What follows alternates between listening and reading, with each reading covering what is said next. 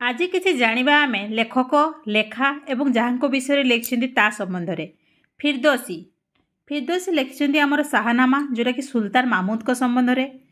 मिर्जा उद्दीन सिराज तवाहितर नासरी लिखिं मोहम्मद घोरी इल्तुतमिश एवं बलबन को संबंध में। अमीर खुसरू जो लिखिं तुगलकनामा मोहम्मद बिन तुगलक को संबंध में लिखिं। बाबर जोटा कि से निज विषय लिखिं निजे ही बाबरनामा। ठीक है। आबुल फाजल लिखिं आमर अकबर नामा तांको विषय लिखिं ना अकबर को संबंध में लिखिं।